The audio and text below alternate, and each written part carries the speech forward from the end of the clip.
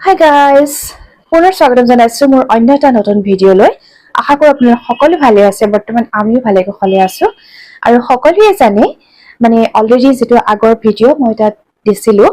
যে আমাৰ ঘৰলৈ হাজবেণ্ডৰ ঘৰলৈ আহিছিলে মা আৰু আমাৰ ঘৰৰ মানুহ।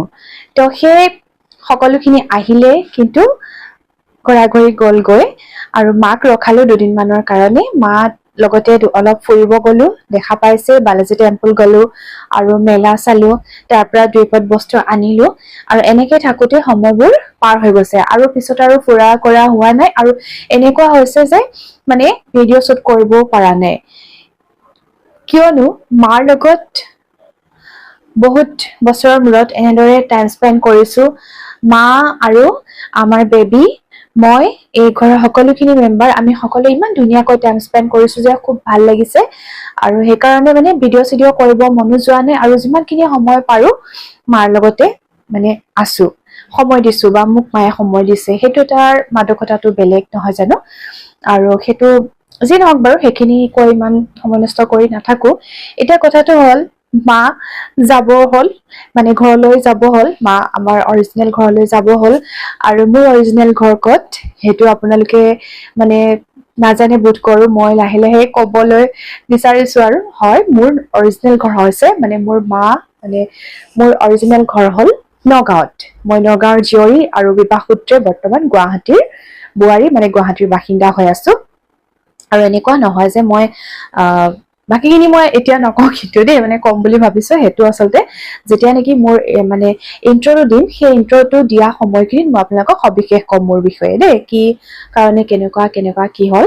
তাৰ বাৰু যি নহওক, এতিয়া মা যিহেতু যাবগৈ বুলি খুজিছে, কিন্তু আমি ভাবিছিলো যে আৰু কেইদিনমান থাকক, কিন্তু মা নাথাকে, ঘৰতো কাম আছে আৰু সেইটোও হয়, সদায়তো এনেকে ইয়াতে থকাৰ কথা নহয় জানো। আৰু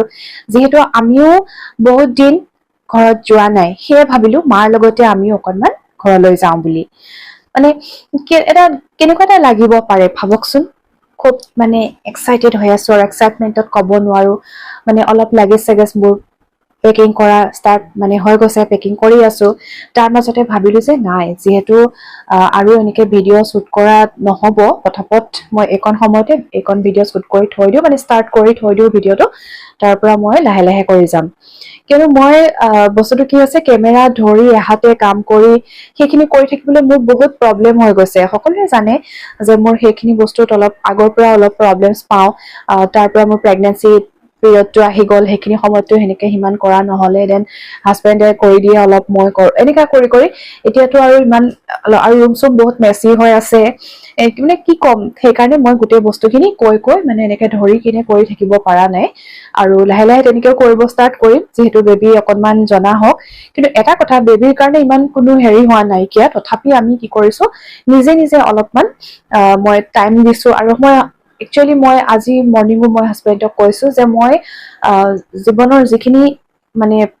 বেবী জন্মৰ পৰা যিখিনি সময় তেওঁ ডাঙৰ হোৱালৈকে, খোজ কঢ়া, চলা ফিৰা, কথা কব, সেইখিনি জনালৈকে মই সম্পূৰ্ণ টাইম দিম বুলি কৈছো। তাৰ মাজত আৰু বেলেগ কোনো কথাই নাহে। গতিকে যেতিয়া তেওঁ জন্মৰ সময়ৰ পৰা মই তেওঁৰ ডাঙৰ, খোজকঢ়া সময়, বাকীখিনিতো আমি দিবই লাগিব অভিয়াছলি, কিন্তু এই সময়খিনি আটাইতকৈ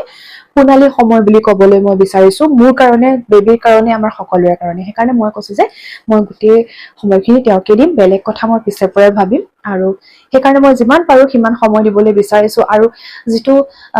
এই সময়খিনিৰ যিটো আনন্দ, সেই আনন্দখিনি নিজে লবলৈ বিচাৰিছো দেই। সেইকাৰণে মই যিমান পাৰো সিমান মই এনেকে, আৰু তাৰ মাজতে কাম বিলাক কৰি যাবলৈ বিচাৰিছো লাহে লাহে। মই সেইকাৰণে একদম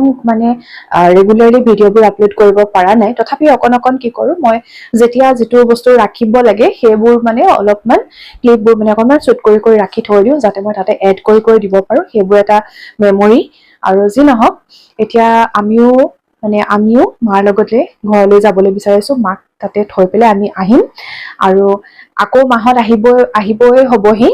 আৰু সেইকাৰণে কিন্তু মোৰ চাওকচোন অৱস্থা, মোৰ যে একদম শকত হৈ ফেচ বোৰ ফুলি কিবা কেনেকুৱা হৈ গৈছে, টটেলি মই চেঞ্জ হৈ গৈছো। হেয়াৰ ফল হ'ল আৰু অলপ এতিয়া ৰিগ্ৰথ হৈ গৈছে কিন্তু, আৰু মোৰ গোটেই স্কিন বোৰ ডাল হৈ গৈছে, গোটেই অৱস্থাই নাই। মুখত মোৰ টটেলি ফেচ কাটটো, মোৰ শ্বেপ গোটেইখিনি কিবা হৈ গ'ল। আৰু মই একদম ইমান সৰি ফেটি হৈ গৈছো একদম অৱস্থা নাই মানে অলপ মানে খোৱা বোৱাবোৰ ঠিক ঠাক কৰিব লাগিব সেইকাৰণে বাৰু এটা কথা কওঁ আপোনালোকে অলপ পৰামৰ্শ দিবচোন কেনেকা কি কৰিছিলে যিসকলে মানে এইটো জাৰ্নিটো পাৰ কৰিছে তেওঁলোকে নিশ্চয় জানিব যে কেনেকা কি কৰিলে অলপমান আকৌ মানে আগৰ অৱস্থালৈ আমি ঘূৰি যাব পাৰিম অকণমান জনাবচোন বাৰু এতিয়া যি নহওক সকলোখিনি কথা মই কলো তে চাই থাকিব ভিডিঅ'টো অকনো স্কিপ নকৰাকৈ শেষলৈকে আমি কেনেকে কি কৰিলো কেনেকে গলো কেনেকে কি কৰিছো গোটেই বস্তুখিনি অকনো স্কিপ নকৰাকৈ শেষলৈকে চাই থাকিব বুলি আশা ৰাখিছো তো এতিয়া মই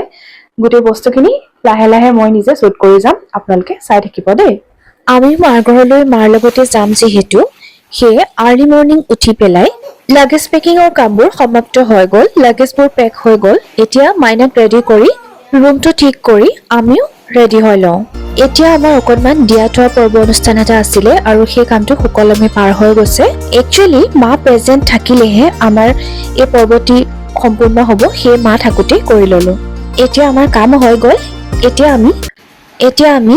ঘৰলৈ যাবলৈ বাবে ৰেডি হ'লো আৰু এতিয়া এয়া ওলাই আহি আছো আৰু এয়া আমি গেট খুলি পেলাই এয়া ৰেডি হৈছো ঘৰত যাবৰ কাৰণে মাহঁত আগতে বহি আছে আৰু এতিয়া এয়া মই অকণমান ভিডিঅ' কৰি আহি এয়া গাড়ীত উঠিব লৈছো এয়া এতিয়া আমি যাবলৈ ওলাইছো আৰু বহুত দিনৰ মূৰত মানে ক'ম আৰু যাবলৈ ওলাইছো গতিকে খুব এক্সাইটেড হৈ আছো গতিকে চাই থাককচোন বাৰু এয়া আমি আহি আছো আৰু এয়া মা মই মাইনা এওঁ আমি সকলোখিনি আহি আছো আমাৰ ঘৰলৈ মানে মোৰ মাৰ ঘৰলৈ সঁচাই খুব ভাল লাগিছে এনেদৰে যাত্ৰা কৰি ইমান দিনৰ মূৰত মাৰ ঘৰলৈ আহি আছো তো চাই থাককচোন ভিডিঅ'টো অকণ স্কিপ নকৰাকৈ শেষলৈকে আৰু এই আমি আহি পাই গ'লোহি আমাৰ মৰমৰ নগাঁওখন মানে মোৰ নগাঁও আমাৰ নগাঁও আৰু ইয়াৰ পায়েই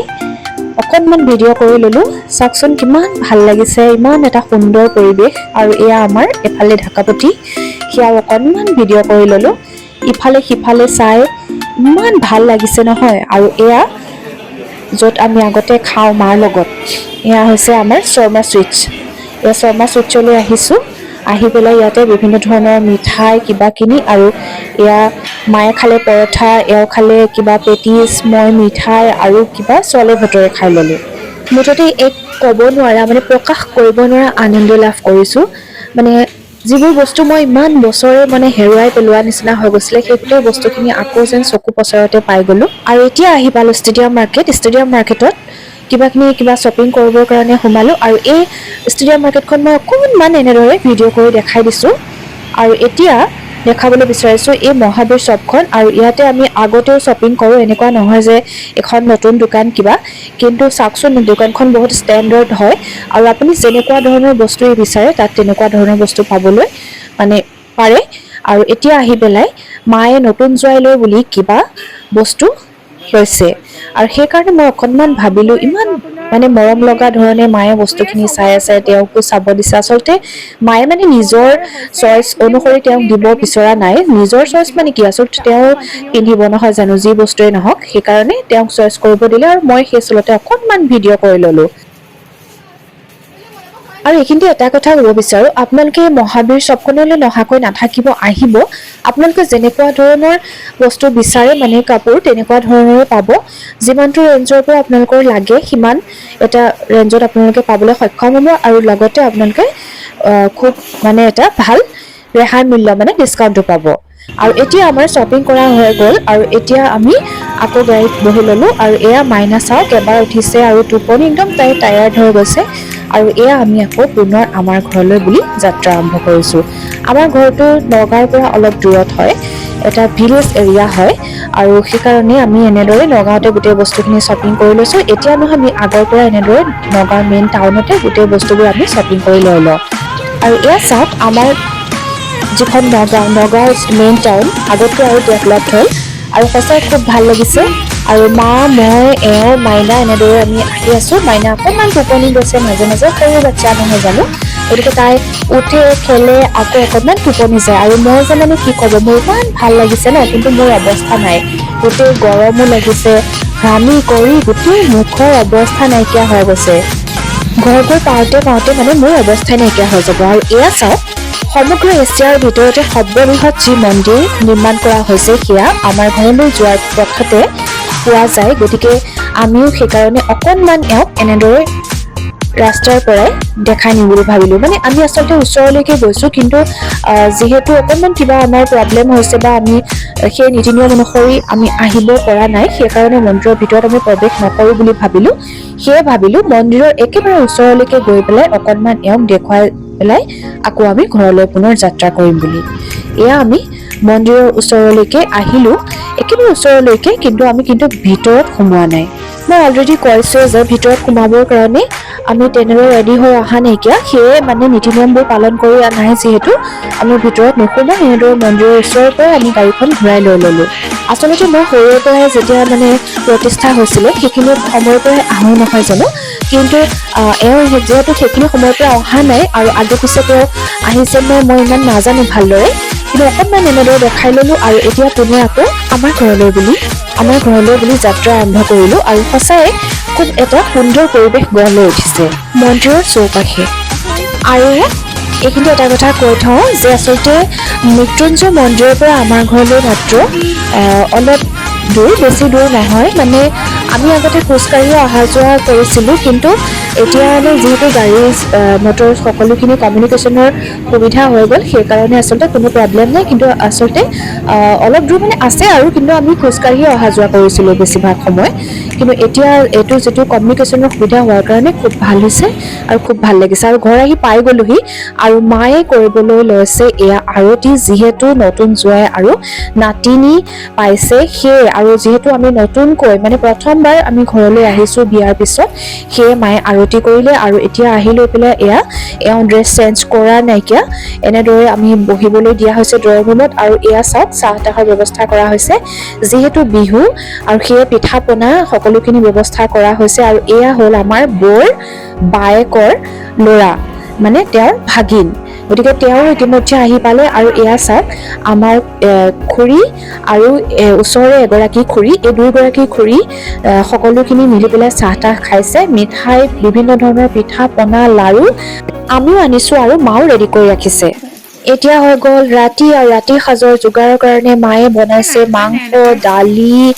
কণী, পনীৰ, বিভিন্ন ধৰণৰ আৰু চব্জি, কিবাকিনি পাপৰ, মানে কি বস্তু বনাইছে মই আৰু ইমান হিচাপ দি নাথাকোঁ, মুঠতে বনাই আছে। আমি কৈছোঁ যে নালাগে বনাব, কিন্তু মায়ে নামানে। মায়ে কৈছে যে নাই তেওঁ বনাব। মই কৈছোঁ যে অলৰেডি ইমান দূৰ জাৰ্ণি কৰি আহি বহুত কষ্ট হৈছে, নাই তেওঁ মানে সেইটো নামানে যে বনাই খুৱাবই। কিন্তু মোৰ বেয়াও লাগিছে, কিন্তু ময়ো বহুত টায়াৰ্ড হয়, আৰু যিহেতু মোৰ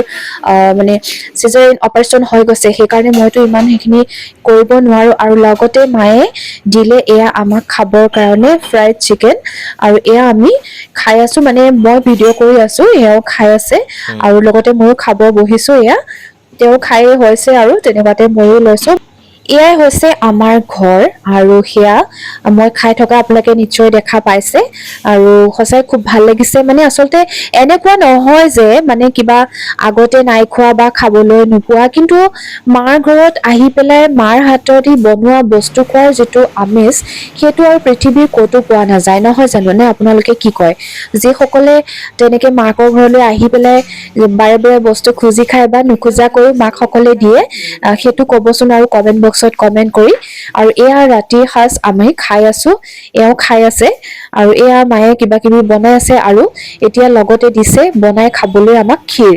আৰু সেয়ে কৈছোঁ যে নাই কিমান খাম, মায়ে কৈছে যে নামানে ক্ষীৰো খাব লাগিব, যিহেতু আমি ক্ষীৰ খাই বহুত ভাল পাওঁ, সেয়ে মায়ে বনাই দিলে ক্ষীৰ। এয়া নেক্সট ডে আমি চাহ তাহ খাই উঠিলোঁ, আকৌ আমাৰ ব্ৰেকফাষ্টটো হৈ গ'ল। তাৰপিছত আমি গা পা ধুই নিজৰ কাম যি আছিলে সেইখিনি কৰিলোঁ। এতিয়া হৈছে লাঞ্চ টাইম, আৰু এয়া দুপৰীয়া সাজৰ কাৰণে মায়ে এনেকৈ বনালে, যিহেতু ৰাতিৰে অলপ চিকেন কাৰী আছিলে, সেয়ে আৰু বেলেগ একো নবনালে। মানে আজি বনালে কাবুলী বুট পনীৰ, মানে মছলা পনীৰ মটৰ, সেইটো বনালে, আৰু দালি, এনেদৰে চব্জি, পাপৰ ফ্ৰাই, বেঙেন ফ্ৰাই, চালাড, এইবোৰ বস্তু মায়ে বনালে। আৰু গোটেই বস্তুখিনি মই একেলগে দেখাব পৰা নাই, যিহেতু মায়ে অলপ অলপকৈ মানে লাহে লাহে দি আছিলে আমাক খাবলৈ। আৰু এতিয়া আমি আকৌ ৰিটাৰ্ণ হ'ব হৈ গৈছে আৰু সেই গতিকে তেওঁ লাগেজ পেকিং কৰাত মানে ময়ো অলৰেডি মাইনা আৰু মোৰখিনি পেক কৰি ল'লোঁ আৰু এতিয়া তেওঁৰ যিখিনি বস্তু সেইখিনি তেওঁ চাই আছে আৰু এতিয়া হৈছে আমি অহাৰ দিনাখনৰ মৰ্ণিং সেইখিনি মাৰ এটা পৰ্ব থাকে নহয় যে নতুন যে কিবা এটা গিফ্ট কৰাৰ চ' সেই বস্তুখিনি তেওঁ সেই পৰ্বটি আৰম্ভ কৰিলোঁ মানে সোনকালে সমাপ্ত কৰিব লাগে আৰু সেয়ে তেওঁ এই দিয়া থোৱা পৰ্বটি সমাপ্ত কৰা হৈ গৈছে আৰু আহিলে আমাৰ খুৰাৰ ল'ৰা মানে মোৰ ভাইটি সৰুজন তেওঁ আহিলে আৰু এয়া চাওক সিয়ে অকণমান ভিডিঅ' কৰি দিছে মায়ে মোক আৰু মাইনাকো কিবা এটা দিছে আচলতে মায়ে মোৰ কাৰণে আনি থৈছিলে এযোৰ চাদৰ মেখেলা সেইযোৰ আনি থৈছিলে আগতে দিবৰ কাৰণে কিন্তু মই এতিয়া নালাগে বুলি ক'লো সেয়ে বেলেগ কিবা বস্তু এটাহে ল'লো আৰু এয়া অকণমান ভাইটিয়ে ভিডিঅ' চিডিঅ' কৰি হৈ গ'ল আৰু তাকো অকণমান বোলো তয়ো আহ তোকো ভিডিঅ' কৰি থওঁ মানে তোকো উঠাই থওঁ আৰু ভিডিঅ' কৰি থওঁ মানে কি নহয় জানো তাকো অকণমান উঠাই দিলো তাৰ মুখখন ভালকে চাওকচোন দেখুৱাই নাইকিয়া আৰু আমাৰ কামবোৰ হৈ গ'ল আহি পাই গ'লি গুৱাহাটী আৰু মই আৰু মাইনাই এখন কেব বুক কৰি ল'লো ঘৰলৈ আহিবৰ কাৰণে আৰু এওঁ ডিৰেক্টলি অফিচলৈ গ'ল সুখ আৰু দুখৰ মাজেদি সেই যাত্ৰাটো সম্পূৰ্ণ হ'ল বুলি কিয় কৈছোঁ বহুত দিনৰ মূৰত ঘৰলৈ গৈছিলোঁ আৰু সেইকাৰণে ঘৰত থাকিলোঁ কৰিলোঁ ফুৰিলোঁ খালোঁ নিজৰ সকলোখিনি কাম কমপ্লিট হ'ল নিজৰ যি গন্তব্যস্থান বা লক্ষ্যস্থান তালৈ আকৌ উভতিবই লাগিব আৰু এয়া চাওক আমি ঘৰলৈ আহি আছোঁ আৰু এতিয়া ঘৰ আহি পাবৰে হ'লহি ঘৰ আহি পোৱাৰ পিছৰখিনি আৰু আজি নেদেখুৱাওঁ কিয়নো বহুত টায়াৰ্ড হৈ আহিছোঁ